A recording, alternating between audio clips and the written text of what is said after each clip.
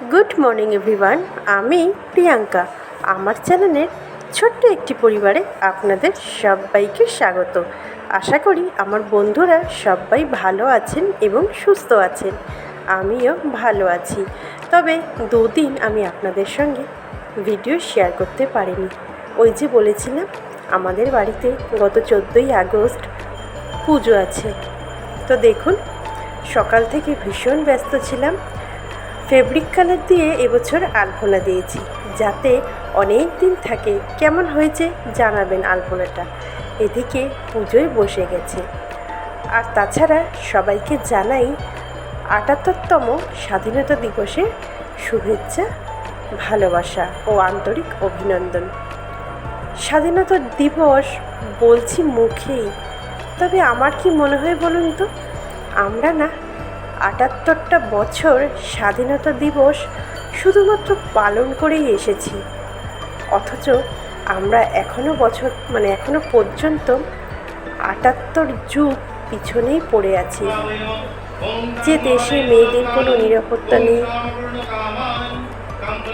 কোনো মর্যাদা নেই, সুরক্ষা নেই কোনো, সেই দেশে কিভাবে স্বাধীনতা দিবস এত সুন্দরভাবে উদযাপন করছে এখানে সেখানে দেখছিলাম।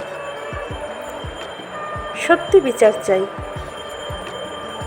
আজকে যে ডাক্তাররা, আমি তো মনে করি ডাক্তাররা হচ্ছে সেকেন্ড গড, ভগবানের পরেই ডাক্তার। সেই কিন্তু পারে একটা মানুষকে বাঁচিয়ে রাখতে, আবার মৃত্যুর দিকে ঠেলেও দিতে, আবার মৃত্যুর হাত থেকে সুন্দর করে যত্ন করে পৃথিবীতে ফিরিয়ে আনতে। সেই ডাক্তারই যেখানে আজকে কি বলবো, ভাষা খুঁজে পাচ্ছি না। যে ডাক্তারই আজকে যেখানে নিরাপত্তাহীন, সেখানে আমরা সাধারণ মানুষ কিভাবে শান্তিতে রাত্রি কাটাবো? আমার সঙ্গে আপনারা কারা কারা একমত আমাকে কমেন্টে জানাবেন। তো দেখুন, আপনাদের সঙ্গে কথা বলতে বলতে আমাদের পুজোটা কমপ্লিট হয়ে গিয়ে বসে পড়েছি এখন হোমটাও শেষ হয়ে গেছিলো। আজকের আর কোনো রান্নাবান্নার ভিডিও আমি দেখালাম না, আজকে শুধুমাত্র পুজো আচ্ছের ভিডিওই দেখালাম। যেহেতু পরশুদিন পুজোটা হয়েছে, সকাল থেকে বুঝতেই পারছেন রান্নাবান্না কমপ্লিট করে রেখে পুজোতে বসতে হয়েছে। তারপরে লোকজন আসায়, সন্ধ্যায় কীর্তন ছিল, সারাটা দিন প্রচণ্ড ব্যস্ত ছিলাম। ভিডিও করেছে আমার মেয়েরাই, সব ভিডিও করেছে। মেয়েরা বলতে আমার বড় মেয়েই সমস্ত ভিডিওটা করেছে।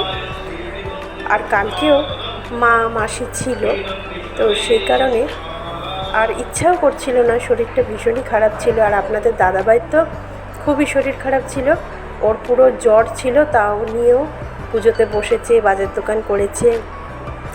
দুপুরে একটা আইটেমও করেছে রান্না, ও পনিরটা করেছিল, বাটার পনির করেছিল, সেটা ও রান্না করেছিল। আর আমি করেছিলাম রাইস আর আলুর দম, কাশ্মীরি আলুর দম। আপনারা যেহেতু রেসিপিগুলি সবই জানেন, ওই জন্য আমি আর আলাদা করে রান্নার ভিডিও আজকের কিছু শেয়ার করলাম না।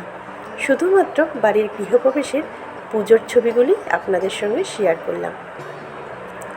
তো এখানে হোমটা কমপ্লিট হয়ে গেল। ঠাকুরমশাই দুধ দিয়ে হোমটাকে নিভাচ্ছেন। আর এই যে আমার মা দাঁড়িয়ে আছে, পাশে ছিল বড় মাসি, তার পাশে জেঠি। আর এই যে দেখুন, সন্ধ্যায় কীর্তন বসেছে। কীর্তনটা কমপ্লিট করে উঠতে উঠতে রাত 10টা বেজে গেছে। তারপরে কিছু লোকজন এসেছিল, তাদেরকে প্রসাদ বিতরণ করে আমাদের শুতে শুতে প্রায় 12টা বেজে গেছিল। আবার পরের দিন উঠে পড়েছিলাম সকাল সকালই। আর রান্নাবান্না ছিল, কাজকর্ম ছিল, সব সেরে আর শরীর দিচ্ছিল না যে আপনাদের সঙ্গে গল্প করতে বসি, কিন্তু মনটা ভীষণ খারাপ ছিল।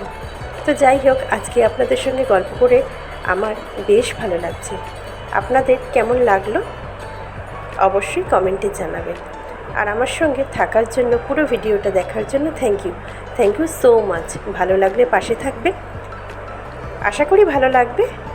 ভালো থাকবেন, রাখছি, টাটা।